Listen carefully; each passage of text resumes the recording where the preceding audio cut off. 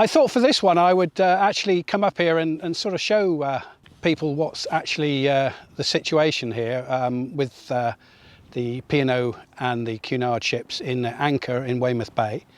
As you can see, it's almost Mediterranean. Quite an amazing sight, nevertheless, to see here off the Dorset Jurassic Coast. And talking of the coast, where we're actually filming from, the cliffs are actually quite unstable and they are slowly sinking down into the sea, but we're okay at the moment, it's not a problem.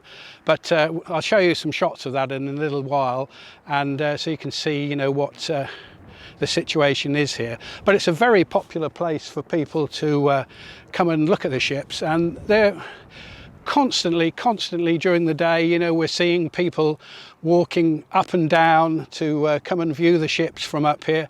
It's been a little bit of a relief, I think, for the Covid lockdown, because when people aren't locked down, they can, in fact, quite easily socially distance up here at the top of the cliffs, but get some great views of the Cunard and P&O ships that have been anchored here for the last several weeks.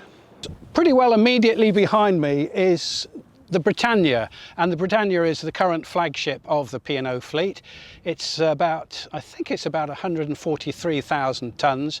It's about twice the size of the Aurora, which is actually just left.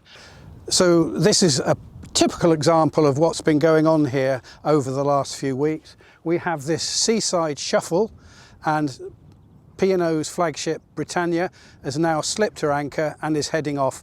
We're not quite sure where yet, but we will find out, I'm sure. But I suspect that she will be back, as they all have been, coming and going constantly. So here, this is Portland, and obviously that's one of the reasons why this anchorage is so good, because that is actually sheltering the ships from westerly and southwesterly winds.